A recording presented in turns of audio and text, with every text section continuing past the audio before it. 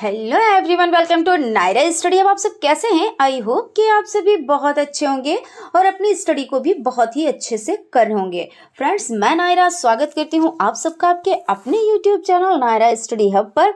आज हम लोग क्या डिस्कस करने वाले हैं तो पहले ये जान लेते हैं। तो आज हम लोग जो डिस्कस करने वाले हैं वो आपको पवन सीरीज हो जाता है और इसमें जो सब्जेक्ट हो जाता है वो सामाजिक अध्ययन का कक्षा शिक्षण, इस पर डिस्कस करेंगे। इसके ऑब्जेक्टिव टाइप, ठीक है ना। और उससे पहले की क्लास में हम लोगों ने ऑब्जेक्टिव टाइप क्वेश्चंस को कंटिन्यू किया था और आज भी आप लोगों के ऑब्जेक्टिव टाइप क्वेश्चंस ही रहेंगे। सो आप लोग वीडियो में लास्ट तक बने रहिएगा, वीडियो को बिल्कुल भी स्किप ना कीजिएगा क्योंकि हर एक चीज आप लोगों के लिए बहुत ही ज्यादा इंपॉर्टेंट हो जाती है। तो चलिए भाई, चलते हैं आज के सेशन का फर्स्ट नंबर क्वेश्चन स्टार्ट करते हैं। क्वेश्चन आपका हो जाता है, मोहम्मद बिन तुगलक अपनी राजधानी दिल्ली से ले गए, कहाँ ले गए? तो दौलताबाद ले गए या कन्नौज ले गए या कालिंजर ले गए या लाहौर ले गए? तो कहाँ ले गए? तो मोहम्मद बिन तुगलक अपनी राजधानी दिल्ली से ले गए दौलताबाद, यानी कि आ ऑप्शन आपका राइट हो जाता है। और यहाँ पे अगर हम बात करते हैं कब, तो 1327 में, ठीक है, अपनी राजधानी दिल्ली से दौलताबाद स्थानांतरित की थी। उसके बाद अगला क्वेश्चन आपका हो जाता है, अश्व अक्षांश से संबंधित है 30 डिग्री, 60 डिग्री, 45 डिग्री, 90 डिग्री। तो यहाँ पे आपका हो जाता है जो अश्व अक्षांश है ना, तो उसकी जो विशेषता हो जाती है, पहले हम इसको जान लेते हैं क्या इसकी विशेषता हो जाती है। तो इसकी विशेषता ये हो जाती है कि शांत हवा और कम वर्षा है, ये इसकी विशेषता है। अगर यहाँ पे हम बात करें कि किससे संबंधित है, तो 30 डिग्री से संबंधित है, यानी कि आ ऑप्शन आपका राइट हो जाता है। चलते हैं अगले क्वेश्चन की तरफ, क्वेश्चन 45 नंबर का, और आज की सीरीज का थर्ड नंबर क्वेश्चन है। वैसे सीरीज के अकॉर्डिंग 45 है, ठीक है ना। गल्फ स्ट्रीम है क्या है? खाड़ी में एक नदी है, या आपका हो जाता है महासागरीय धारा है, या जेट स्ट्रीम का दूसरा नाम है, या ध्रुवीय तार, ये आपका हो जाता है ध्रुवीय धारा है। तो गल्फ स्ट्रीम के बारे में पहले हम थोड़ी सी बात करते हैं। तो गल्फ स्ट्रीम जो है वो एक शक्तिशाली और तेज गर्म धारा है।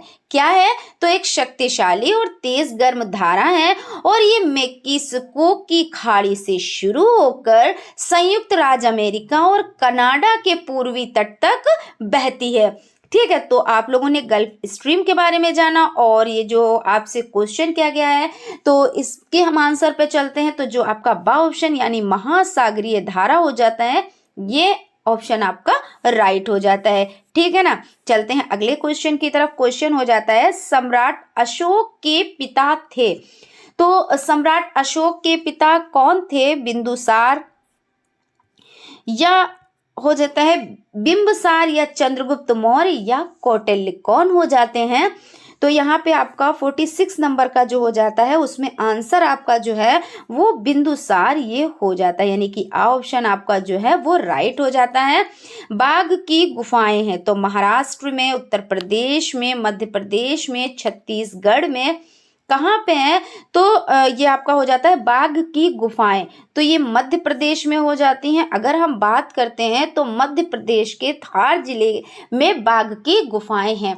अगर हम बात करें कि बाघ परियोजना के बारे में, बहुत इंपॉर्टेंट ये क्वेश्चन हो जाता है, तो 1973 हो जाता है, ठीक है। और यहाँ पे थोड़ी सी कंफ्यूजन रहती है, कभी कभी आ जाता है बाघ परियोजना और शेर परियोजना। तो आप कहते हो बाघ परियोजना और शेर परियोजना दोनों अलग है, दोनों का सन भी अलग है। तो बाघ परियोजना की अगर बात करें तो 1973 हो जाता है और शेर परियोजना की अगर हम बात करें तो 1972 हो जाता है, ठीक है।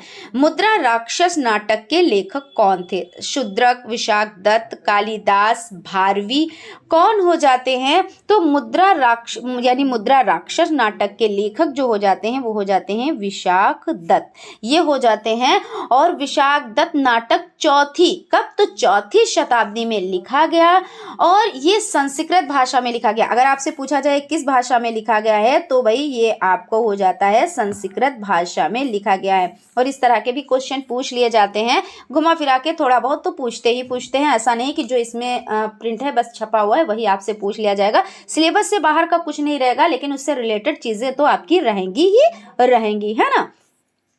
चलते हैं अगले क्वेश्चन की तरफ। गुप्त काल की भाषा थी, तो गुप्त काल की भाषा कैसी थी? पाली भाषा थी, हिंदी भाषा थी, प्राकृत भाषा थी या संस्कृत भाषा थी? तो गुप्त काल की जो भाषा हो जाती है वो संस्कृत हो जाती है। और अगर बात की जाए तो गुप्त काल में संस्कृत आधिकारिक भाषा थी और इसका प्रयोग तो साहित्य और शिक्षा के लिए किया जाता था। किसके लिए किया जाता था? तो साहित्य और शिक्षा के लिए किया जाता था। सल्तनत काल में सैनिकों को नगद वेतन देने की प्रणाली किसने अपनाई? क्वेश्चन आपसे ये पूछा जा रहा है। तो किसने अपनाई? इल्तुतमिश ने अपनाई, या हो जाता है आपका रजिया ने, यानी रजिया सुल्ताना जो थी उन्होंने अपनाया, नासिरुद्दीन महमूद ने या अलाउद्दीन खिलजी ने? किसने अपनाया? तो आपका आंसर जो हो जाता है यहाँ पे सल्तनत काल में सैनिकों को नगद वेतन देने की प्रणाली जो थी वो अपनाया अलाउद्दीन खिलजी ने, यानी द ऑप्शन आपका जो राइट हो जाता है। और अलाउद्दीन खिलजी ने जागीर प्रणाली को खत्म कर दिया और सैनिकों को नगद वेतन दिया था। ठीक है। पृथ्वीराज रासो के अनुसार राजपूतों की उत्पत्ति हुई प्राचीन क्षत्रिय से, ब्राह्मणों से, विदेशियों से, अग्नि कुंड से। किससे हुई? तो पृथ्वीराज रासो के अनुसार राजपूतों की जो उत्पत्ति हुई वो अग्नि कुंड से हुई।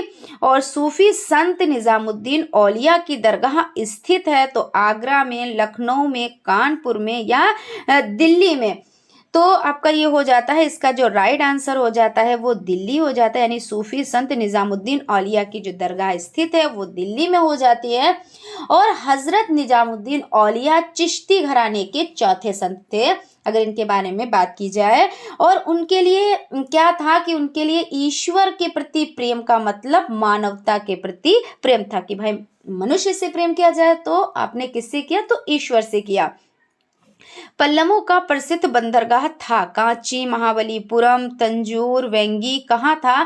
तो पल्लवों का प्रसिद्ध बंदरगाह था महाबलीपुरम में। ये जो आपका बा ऑप्शन है वो आपका राइट हो जाता है। और अगर बात करी जाए तो महाबलीपुरम की स्थापना, तो स्थापना की अगर बात की जाए तो राजा नरसिंह वर्मन प्रथम ने की थी। किसने की थी?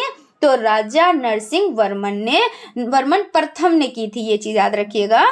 और भाई आप लोग लाइक सब्सक्राइब करते रहें। आज हमने नहीं कहा तो क्या आप लाइक नहीं करेंगे? तो लाइक सब्सक्राइब आप लोग करते रहें। इससे क्या होता है कि हम मोटिवेट होते हैं, और ये बहुत ज़्यादा ज़रूरी है कि भाई आपको चाहिए, हम आपको मोटिवेट करते हैं और आप हमें मोटिवेट करें, है ना। और वैसे तो अगर आप चैनल पर नए हैं तो चैनल को सब्सक्राइब जरूर कर लीजिएगा, बेल आइकन को प्रेस कर लीजिएगा, और सेशन पसंद आए तो भाई लाइक जरूर कीजिएगा। और ये तो आपको पता है कि सब्सक्राइब तो आपको एक ही बार करना रहता है, रोज नहीं करना रहता है। जिन्होंने विजिट किया है उनको सिर्फ सब्सक्राइब करना रहेगा, और जिन लोगों ने पहले से कर रखा है उनको तो नहीं करना रहेगा, उनको सिर्फ लाइक करना रहता है और शेयर करना रहता है। ठीक है, तो इतना तो आप लोग कर ही सकते हैं, है ना। और आपके जैसे कि हमने आपको बताया कि जो आपके क्वेश्चन पेपर हो जाते हैं तो उनको हम कंटिन्यू कराएंगे, और जो कि आप लोगों के लिए बहुत ही ज़्यादा ज़रूरी हो जाते हैं। क्यों? उससे आपको एक आइडिया मिल जाता है कि इस तरह के क्वेश्चंस पूछे जाते हैं। और दूसरी बात, उससे आप लोगों के 50 से 60% चीज़ें आपको उससे मिल जाती हैं। उसके बाद आपका हो जाता है सल्तनत काल में प्रांत को कहते हैं। तो प्रांत जो होता है राज्य, परगना, इक्ता, शिक क्या है? ठीक है, तो यहाँ पे आप आंसर देंगे आ ऑप्शन है या बा ऑप्शन है या सा ऑप्शन है या आपका द ऑप्शन हो जाता है। तो यहाँ पे आपका आंसर जो है वो इक्ता यानी आपका सा ऑप्शन राइट हो जाता है। ठीक है ना। और आपका अगला क्वेश्चन हो जाता है, यहाँ पे थोड़ा इक्ता के बारे में हम लोग बात कर लेते हैं ना, कि इक्ता है भाई क्या? भाई सल्तनत काल में प्रांत को तो इक्ता कहते थे, लेकिन इक्ता है भाई क्या चीज, उसके बारे में भी तो पता होना चाहिए ना। तो सल्तनत काल में इक्ता का मतलब ये हो जाता है कि सुल्तान द्वारा अपने यानी जो सेनापति हैं, सेनापतियों, अधिकारियों और रईसों को दिए गए भूमि के भूखंड।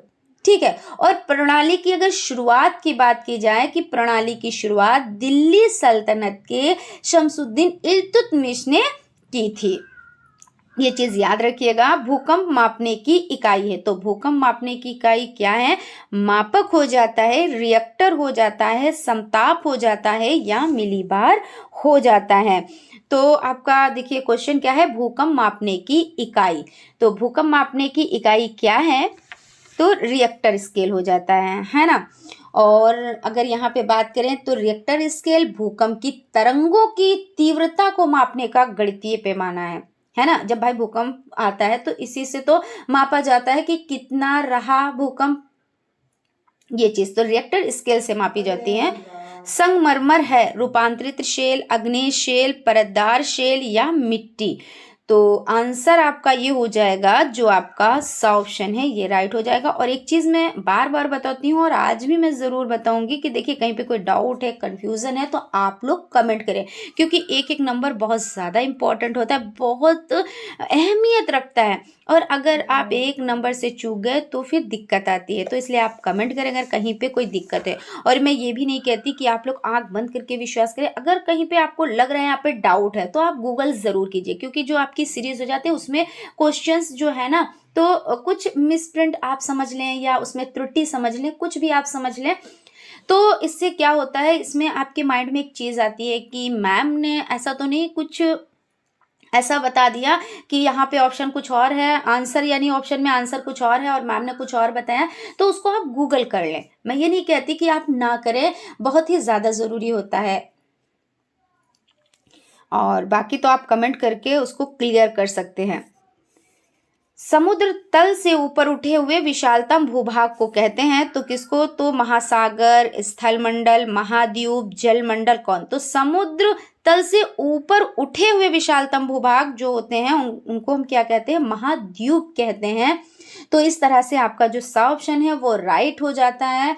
और चलते हैं अगले क्वेश्चन की तरफ। क्वेश्चन आपका है, सबसे बड़ा महासागर है, तो हिंद महासागर है, प्रशांत महासागर है, लाल सागर है, काला सागर है। तो कौन सा हो जाता है? तो सबसे बड़े महासागर की अगर हम बात करते हैं तो ये आपका हो जाता है प्रशांत महासागर हो जाता है। ठीक है। और प्रशांत महासागर दुनिया के सभी महासागरों का 45 कितना? तो 45.8%, यानी कितना? तो 45.8% है। और आज की सीरीज का अगला क्वेश्चन देखते हैं। यहाँ पे भारतीय संविधान में नीति निर्देशक तत्वों को किस देश के संविधान से, यहाँ पे आपका क्वेश्चन क्या हो जाता है, देखिए हम एक बार फिर से पढ़ लेते हैं 59 का। तो भारतीय संविधान में नीति निर्देशक तत्वों को किस देश के संविधान से ग्रहण किया गया है, यानी लिया गया है ना। तो फ्रांस से, यानी फ्रांस के या ब्रिटेन या आयरलैंड या रूस के, किससे? तो आंसर आपका क्या हो जाएगा? आयरलैंड हो जाएगा, यानी कि जो आपका सा ऑप्शन है वो आपका क्या हो जाएगा? वो आपका हो जाएगा राइट। चलते हैं अगले क्वेश्चन की तरफ। क्वेश्चन आपका हो जाता है, निजी और सार्वजनिक दोनों क्षेत्रों का सहअस्तित्व पाया जाता है साम्यवादी अर्थव्यवस्था में, मिश्रित अर्थव्यवस्था में, समाजवादी अर्थव्यवस्था में, पूंजीवादी अर्थव्यवस्था में, किसमें हो जाता है? तो यहाँ पे क्या है, निजी और सार्वजनिक दोनों क्षेत्रों का सहअस्तित्व किसमें? तो जो आपका क्वेश्चन हो जाता है इसका आंसर जो है मिश्रित अर्थव्यवस्था, मिश्रित यानी मिली हुई, है ना, तो मिश्रित अर्थव्यवस्था हो जाता है। गुप्त संवत का प्रारंभ किया था चंद्रगुप्त प्रथम ने, चंद्रगुप्त मौर्य ने, चंद्रगुप्त विक्रमादित्य ने, समुद्रगुप्त ने, किसने किया था? तो आपका यहाँ पे देखिए गुप्त संवत का प्रारंभ किसने किया था? तो चंद्रगुप्त प्रथम हो जाते हैं, यानी कि आपका फर्स्ट ऑप्शन ही राइट है। अगर बात की जाए चंद्रगुप्त जो है, चंद्रगुप्त ने शकों को हराया। क्या क्या? चंद्रगुप्त ने शकों को हराया। और गुप्त वंश की स्थापना किसने की? अगर बात आ जाए कि भाई स्थापना किसने की, ऐसा जरूरी नहीं होता है कि जिन्होंने क्या कहा, भाई किसी को कोई नाम दिया जाता है, किसी को कोई नाम दिया जाता है, स्थापना कोई और करता है, सक्सेस कोई और होता है, हर चीज अलग अलग होती है। तो गुप्त वंश की स्थापना जो हो जाती है वो श्री गुप्त ने की थी। ठीक है। और गुप्त संवत का प्रारंभ की अगर बात आए तो चंद्रगुप्त प्रथम ने की थी। तो इसमें कंफ्यूज मत होइएगा बिल्कुल भी। उसके बाद आपका अगला क्वेश्चन हो जाता है, और यहाँ पे आपका है युद्ध के यानी कलिंग युद्ध के बाद अशोक ने घोषणा की थी कि तो भैरी घोष की, धर्म घोष की, भैरी घोष तथा धर्म घोष की, इनमें से कोई नहीं। तो यहाँ पे आपका हो जाएगा, जो आंसर हो जाएगा वो धर्म घोष की। ठीक है। और अगर बात की जाए अशोक ने बौद्ध धर्म की यानी इसके बाद किस धर्म को अपनाया था, तो बौद्ध धर्म को अपनाया था। क्योंकि ऐसा भी क्वेश्चन आ जाता है कि भाई युद्ध के बाद जब इन्होंने धर्म घोष क्या इसकी घोषणा की थी, फिर उसके बाद इन्होंने कौन सा धर्म अपनाया था, तो बौद्ध धर्म को इन्होंने अपना लिया था। अधोलिखित में कौन गुप्तकालीन स्वर्ण मुद्रा है, तो कौड़ी, दीनार, निष्क या पर्ण, क्या है? तो अधोलिखित में कौन गुप्तकालीन स्वर्ण मुद्रा है, तो दीनार हो जाती है।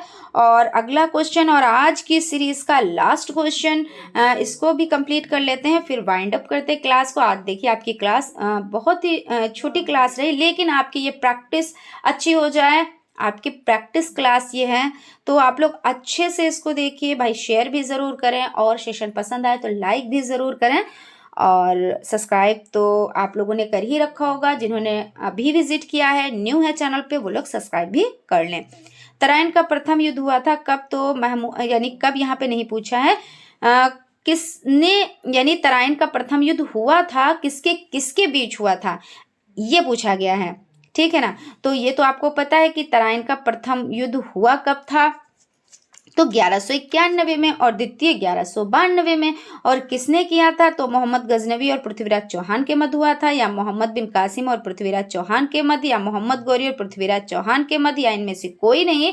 तो तराइन का प्रथम युद्ध जो हुआ था वो मोहम्मद गौरी और पृथ्वीराज चौहान के मध्य हुआ था। तो इस तरह से यहाँ पे आपका सेशन हो जाता है कंप्लीट। इसको वाइंड अप करते हैं और मिलते हैं आप लोगों से अगले क्लास में। तब तक आप लोग अपना ख्याल रखें और स्टडी को अच्छे से करें। और ये बिल्कुल ना सोचें कि हमारी जब डेट शीट आ जाएगी, जब हमको एग्ज़ाम की डेट प्रोवाइड हो जाएगी, तब हम स्टडी को स्टार्ट करेंगे। तो ये गलती बिल्कुल भी मत कीजिएगा, क्योंकि क्या होता है जब चीज़ें अचानक से हो जाती है ना, तो इंसान समझ नहीं पाता है कि ये चीज़ हुई क्या है, थोड़ी देर तो समझ ही नहीं पाता है। तो यानी ऐसा वक्त ना आए कि अभी आप जो डेट आने वाली है कि एग्ज़ाम डेट आएगी तब हम तैयारी कर लेंगे, और अचानक से आ जाए और बिल्कुल भी तैयारी आपकी नहीं हो रखी है, तब आप कैसे क्या करेंगे। और आप जब 15 दिन ही भाई, जब डेट शीट आती है उसके 15 दिन के बाद एग्ज़ाम करा लिए जाते हैं, है ना, 15 डेज़ के बाद।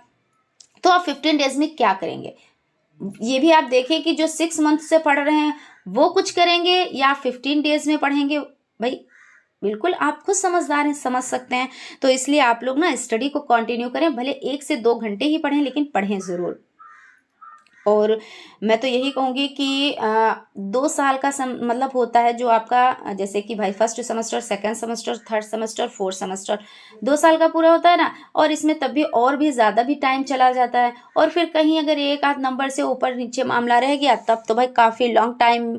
और फिर जब लॉन्ग टाइम होगा तो इतना लॉन्ग टाइम देना थोड़ा कठिन काम रहता है। तो इसलिए क्या आप करें, आप लोग स्टडी को कंटिन्यू करें। तो फ्रेंड्स मिलते हैं अगले क्लास में। Thank you.